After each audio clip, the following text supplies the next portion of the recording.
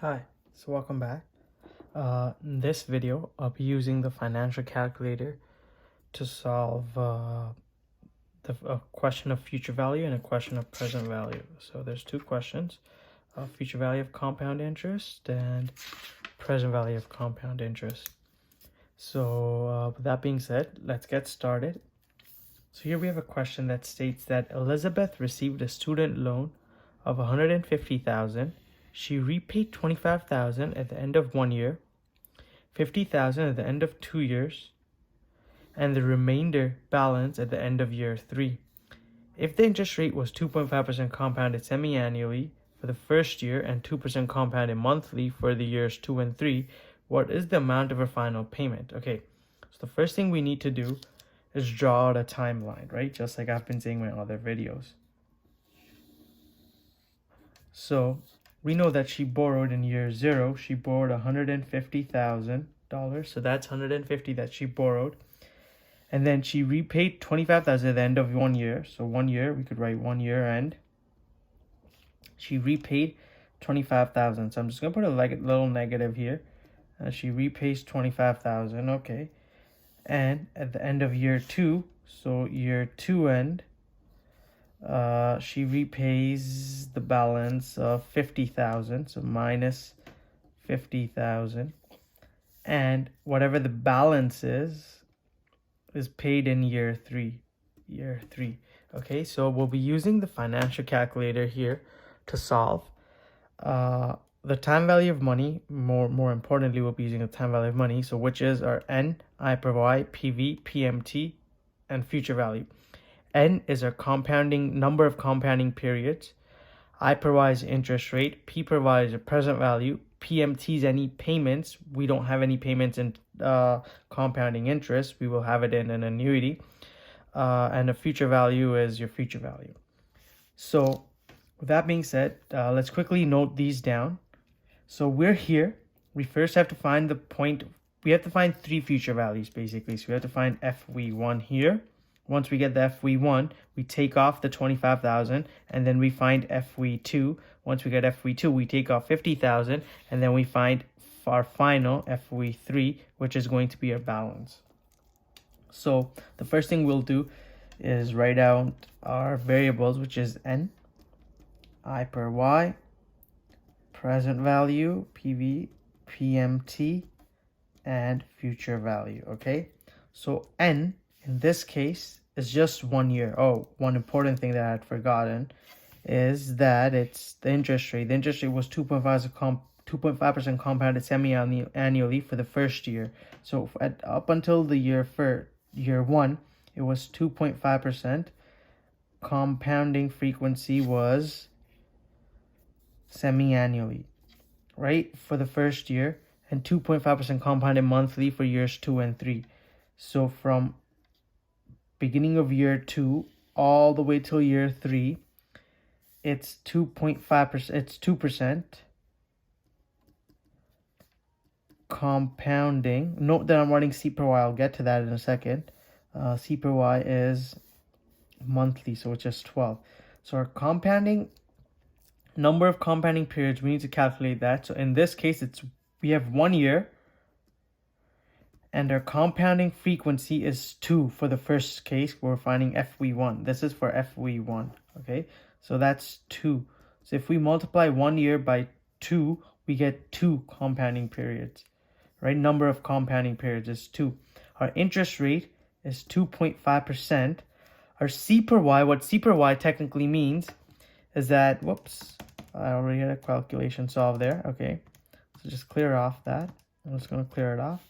Our C per Y is 2, which is if we go into interest rate, we press second and I per Y, we see P per Y and C per Y. Our P per Y is our payment per year, and C per Y is our compounding per year. P per Y is associated with our payments per year, and C per Y is associated with our compounding frequency, compounding per year. Note that this is not an annuity question, so that's why the C per Y and P per Y will always be the same when you're solving for compound interest, because it's not an annuity question. So in this case, our C per Y is 2. So we could just press 2 for payments and enter. And once you press 2 for payments, it automatically becomes 2 per C per C per Y as well. So with that being said, our present value, we'll just write that as 150,000. Our payment 0, future value we're going to solve for. Okay, so we've got our variables. Now our n is 2, so we press 2 and n. And now we're going to enter our interest rate, which is 2.5%. So we just press 2.5. It's not a decimal. You press 2.5 exactly, and then you press I per Y, which is your interest rate. Now, C per Y and P per Y are already changed, but in order to change it, or to make them whatever it is supposed to be, we press the second function, and then you press I per Y. So then you'll get to this area where you could enter the payment per year and compounding per year. So in this case, it's 2. So you press 2 and enter for payment, and it'll automatically be what it is for C per Y. And then you just press clear to get out of this area, because in order for that to enter for 150, which is our present value, we have to clear out of the interest rate, or else it won't let us do it. So we could just press P per Y, and then we could just payment is 0, and then compute future value. Our future value comes out to be our future value 1. We press CPT and FV1, it comes out to be $153,773.4375. Note that I'm not rounding off any numbers just yet. Now, what we need to do is we need to take off 25,000 off of this amount, because this future value 1 is our time, is at this point in time.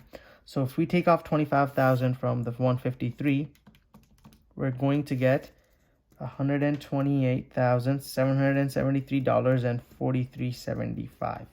So this is our actual FV1 that we're going to use. So now our FV1 is going to be accumulating interest at 2%, compounding period is 12 for the next 2 years. But we need to calculate for one year and 1 year separately, because we're paying off 50,000 at the end of 2 years. So in order to do that, let's do that now. Our n in this situation is still 1, but our compounding frequency is 12. So therefore, number of compounding periods is 12. Our I per Y in this case is 2%, but our C per Y, compounding per year, is 12. Our present value is going to be 128,773.4375. Now you just enter this number as a negative in your calculator, because think of it like you're paying it out, so it's a negative, or you just enter it as a negative, either your present value or future value, because if you don't, then one of them will become an error. So I think of it as like, oh, the money's going in or the money's coming out, depending on whatever the situation is. In present value or future value, I enter one of the numbers as a negative. So I entered this amount, although it's written as a positive here. When I entered it in the calculator, I entered it as a negative amount. Our PMT is 0. Our payment per year is 12. And future value is X, right? This is future value 1. Future value 2 is also X. We don't know what it is.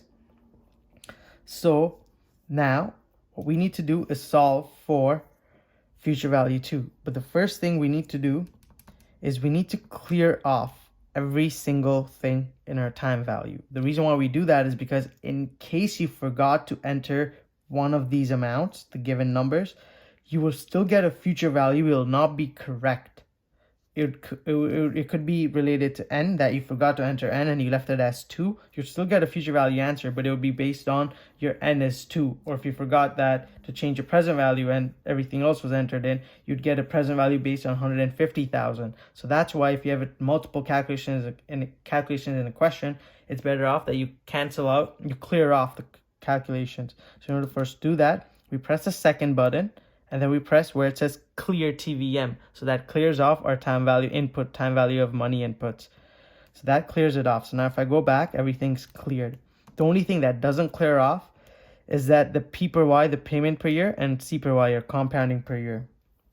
This we have to manually change. So we'll get to that in a second. So 12 is our number of years. We enter that as 12. And our 2% is our I per Y, which we enter that. And then we go to C per Y and P per Y. I always make a note that if it's 12, you make sure you enter 12 and you double check, and then you press clear. So you just clear off. You press 228,773.4375. This is our present value. Note, I'm entering it as a negative amount. I also entered it as a negative in my previous calculation as well. And now we just go into 0 for payments, and then we compute our future value, which we get as future value 2 CPT is equal to $131,372.64. Now, this is our future value at this point in time, at the end of year 2. We need to subtract off 50,000 on top of this. So if we subtract off 50,000, plus 5,000. I'm just going to clear off and recall my future value. Minus 50,000, we get $81,372.64636. That's 64636. That's what the answer was. Okay, so that is our future value. Now we need to take our future value number 2 and calculate our balance. What will the balance be at the end of year 3? So in this case, our N is still 1 year because we're calculating from year 2 to year 3. So it's 1 times 12, which is 12. Our I per Y is still 2%, and C per Y is still 12. PV in this case is $81,372.64636. PMT, we don't have any PMT, but our payment per year is 12. Future value 3 is X, and we compute for future value 3, which is going to equal. Now, note that everything in this part remained the same except for the present value because it changed. We took off 85.80. We did accumulated interest, and we took off 50,000 on top of that. So that's why what I suggest is that when you're learning to use a calculator, you clear it off each time. But you could also use the 81,000 and enter it as a negative amount in your present value. So put negative and then press present value.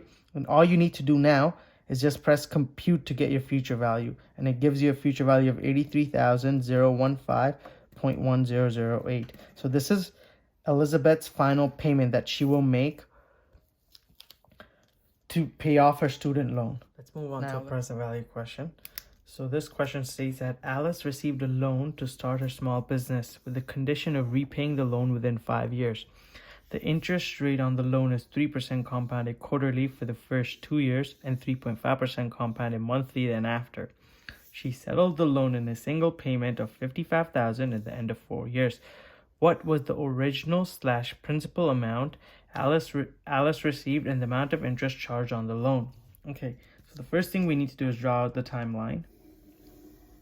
So the timeline is going to be for 5 years because she has to repay the loan in 5 years. But she repays it in year 4, right? The condition. She repaid the loan in year 4, so it's 4 years. And she repaid it with the amount of 55,000, so it's 55,000 that she repays it for. The interest rate changes. So for the first 2 years, the interest rate is 3% compounded quarterly, so it's 3%. And our C per Y is 4. So you could just write year 1 and year 2. So end of year 2, it's 3%. So beginning of year 2 onwards, all the way up until year 5, it's 3.5%. 3.5%, and it's compounded monthly.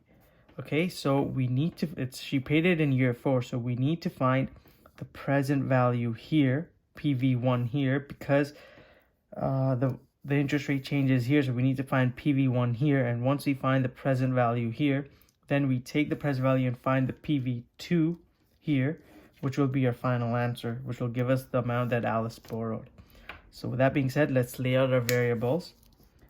N, I per Y,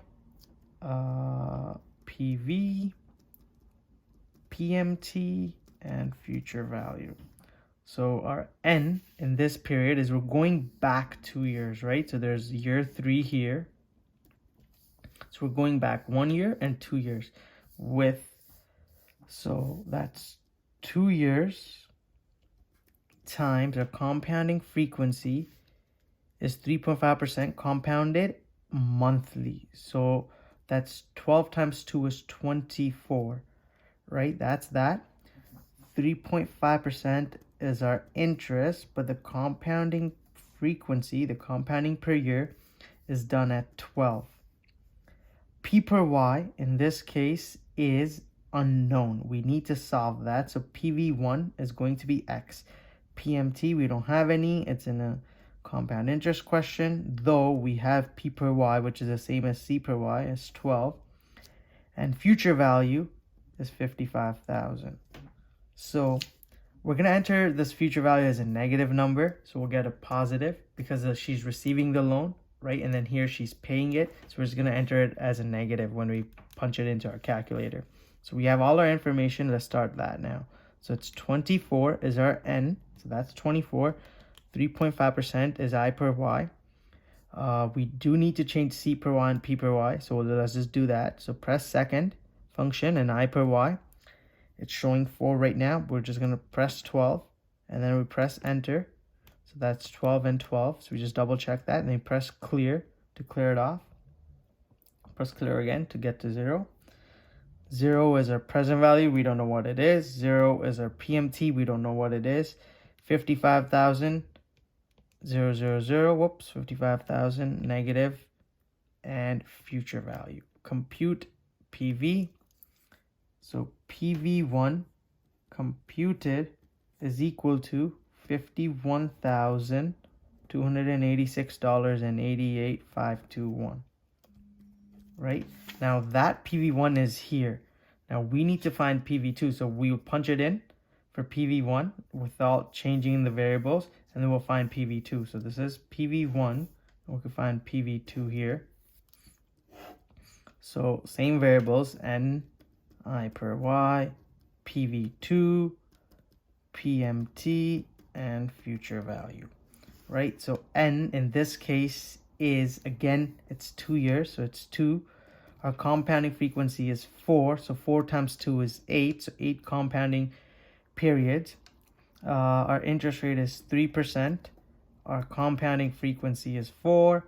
Present value 2, we don't know what it is. PMT, there's none there. P per Y is also 4, same as compounding. Future value is $51,286.88 and 521. Okay, so now we just need to press compute and PV2 and we'll get the answer. Okay, so first thing we do is clear off our calculation. So we press the second function, clear, so that clears out our input for time value of money. We'll just press C to see what it is. Cleared off, everything's cleared off. Perfect. So we press 8 and 3% as that. Interest rate, we change our P per Y and C per Y, press 4 per P per Y and enter. It'll change it automatically for C per Y. Just clear out of that. There's no present value, there's no payments. Our future value is $51,286.88,521. Gonna enter that as future value. Negative. Compute present value of $48,310.98,424. So therefore, Alice received $48,310.98 at the start of her small business. The interest Alice had to pay is calculated as the future value, which was $55,000, subtracted by her present value, what she borrowed, which was $48,310.98,424. So PV minus FV is equal to the amount of interest.